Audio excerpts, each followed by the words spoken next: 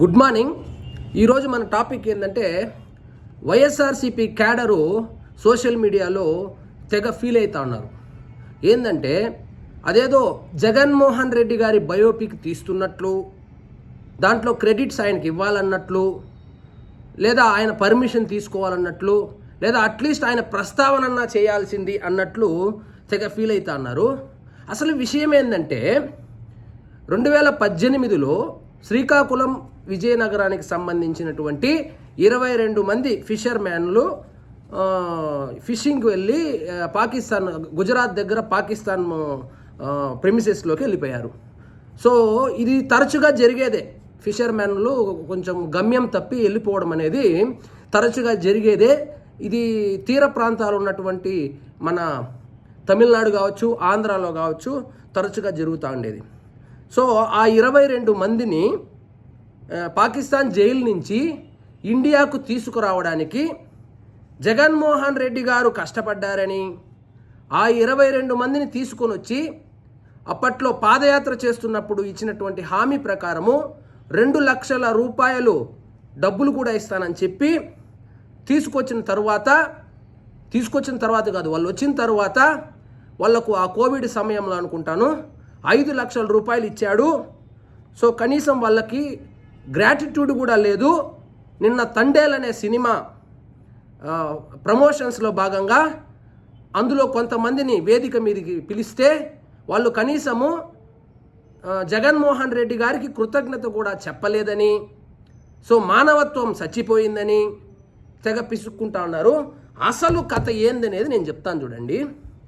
బేసిక్గా ముఖ్యమంత్రి ఇతర దేశాలతో డైరెక్ట్గా మాట్లాడడం కానీ లెటర్లు రాయడం కానీ ఉండదు. ఆ విషయం వీళ్ళకి వైఎస్ఆర్సీపీ వాళ్ళకి తెలుసునో లేదో నాకు తెలియదు. యాక్చువల్గా దానికోసం పోరాడింది బీజేపీకి సంబంధించినటువంటి జైశంకర్ ఎవరో ఫారిన్ మినిస్టర్ ఉన్నాడు కదా, ఆయన సుష్మా స్వరాజ్ గారు చొరవ చూపడంతోనే అప్పట్లో వాళ్ళ 22 మందిని ఇండియాకు తీసుకురావడానికి సాధ్యమైంది అని చెప్పి ఆ సినిమా కోసం రీసెర్చ్ చేసినప్పుడు సుష్మా స్వరాజ్ గారి పేరు వినపడడంతోనే ఈ మధ్యకాలంలో ప్రొడ్యూసర్ బన్నీవాసు సుష్మా స్వరాజ్ గారి కూతుర్ని కలిసి ఏదో కొంచెం ఫుటేజ్ ఉంది ఆయనది, ఆ ఫుటేజ్ మేము సినిమాలో వాడుకుంటాము, పర్మిషన్ కావాలని చెప్పి రిక్వెస్ట్ కూడా చేయడం జరిగింది. కానీ ఎక్కడా కానీ జగన్మోహన్ రెడ్డి గారిని కలవడం కానీ లేదా జగన్మోహన్ రెడ్డి గారి పేరు ప్రస్తావించడం కానీ జరగలేదు. కాబట్టి వైఎస్ఆర్సీపీ వాళ్ళు ఫీల్ అవుతా ఉన్నారు. ఆ 22 మంది వచ్చిన తర్వాత వైఎస్ఆర్సీపీ వాళ్ళు ఈ క్రెడిట్ కొట్టేసే దాంట్లో భాగంగా అప్పట్లో తెగ హడావిడి చేశారు. ఏంటంటే అక్కడ బార్డర్కి వెళ్ళి తీసుకొని రావడము, దాన్ని డైరెక్ట్గా వాళ్ళందరినీ జగనన్న ఇంటికి తీసుకురావడము, వాళ్ళకి 5 లక్షల రూపాయలు చెక్కులు ఇవ్వడం లాంటివి జరగడం మాట అయితే వాస్తవం. కానీ ఎందుకు చేశారు ఈ జగన్మోహన్ రెడ్డి అంటే, ఫిషర్మ్యాన్ కమ్యూనిటీ అంటే మత్స్యకారులు అనేవాళ్ళు బీసీల్లో అత్యధిక జనాభా కలిగినటువంటి వాళ్ళను మచ్చిక చేసుకోవడానికి ప్రభుత్వ ధనం 5 లక్షల రూపాయలు ఇవ్వడమే కాకుండా దాన్ని మన సోషల్ మీడియాలో వేసి జగనన్నే తీసుకొని వచ్చాడు, జగనన్నే పాకిస్తాన్కి వెళ్ళి యుద్ధం చేసి ఆ 22 మందిని పట్టుకొచ్చాడనే వీర లెవెల్లో రుద్ది వాళ్ళ దగ్గర అప్పట్లో పేపర్ స్టేట్మెంట్లు ఇప్పించుకొని ఆ బైట్స్ కూడా తీసుకొని దాన్ని వేసి వాళ్ళ సాక్షి మీడియాలోనూ మరియు సోషల్ మీడియాలోనూ రుద్దుకోవడం జరిగింది. సరే, పబ్లిసిటీ అనేది ఎవరైనా రాజకీయ నాయకుడు చేసుకునేదే కానీ అప్పుడెప్పుడో జరిగిన దానికి ఇప్పుడు వచ్చి వాళ్ళు జగన్మోహన్ రెడ్డి గారి దగ్గర పర్మిషన్ తీసుకోలేదు, జగన్మోహన్ రెడ్డి గారి మీద పేరు ప్రస్తావించడం లేదనేది నిజంగా హాస్యాస్పదమే. జగన్మోహన్ రెడ్డి గారు నిజంగా మత్స్యకారులకు అండగా ఉండి వాళ్ళను నిజంగా ఆదుకొని ఉంటే 175 స్థానాల్లో ఎక్కడెక్కడైతే మత్స్యకారులు అధికంగా ఉన్నారో, అధిక ఓటు శాతం ఉన్నారో అన్ని నియోజకవర్గాల్లో ఓడిపోయారు వైఎస్ఆర్సీపీ వాళ్ళు. అక్కడ కూటమికి పట్టం కట్టారు.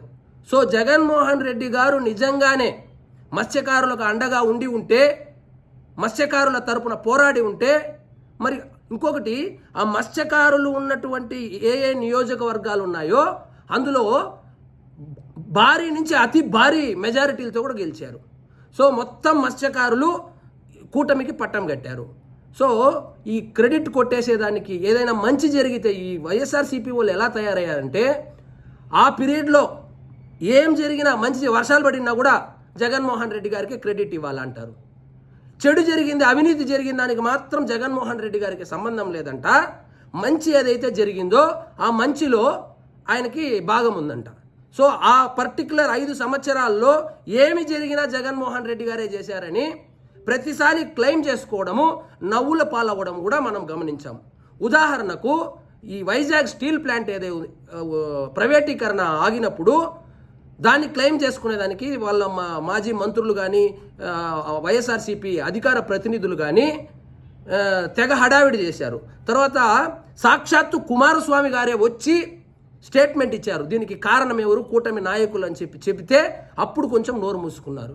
జగన్మోహన్ రెడ్డి గారి హయాంలో ఏమి జరిగినా ఆయనకే క్రెడిట్ అంటే మరి కరోనా కూడా వచ్చింది, కరోనా కూడా ఆయన ఖాతాలోనే వేసుకోవాలా?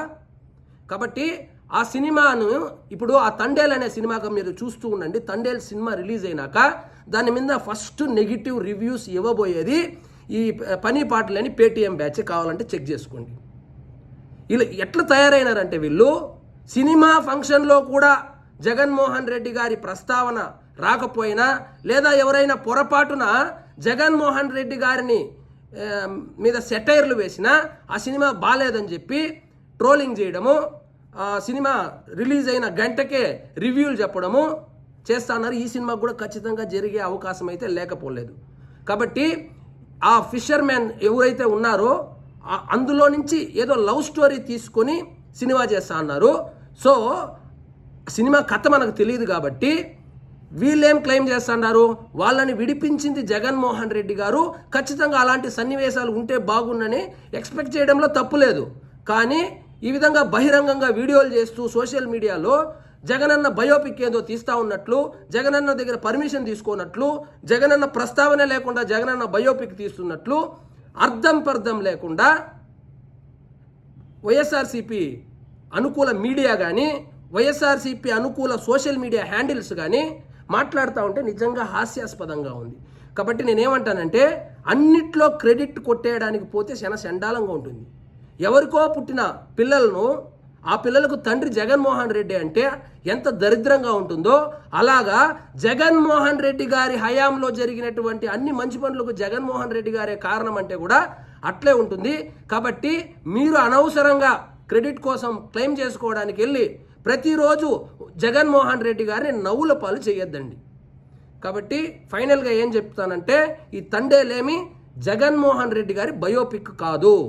ఆ 22 మందిలో ఒక అతనికి సంబంధించినటువంటి లవ్ స్టోరీ అని చెప్పి సాక్షాత్తు దర్శకుడే క్లెయిమ్ చేశాడు. కాబట్టి ఇకనైనా ఆ క్రెడిట్ కొట్టేసే బ్యాచ్ ఏదైతే ఉందో వాళ్ళు కొంచెము విఘ్నతతో ఆలోచించి జగన్మోహన్ రెడ్డి గారిని ట్రోలింగ్ కాకుండా కాపాడుకుంటారని ఆశిద్దాం.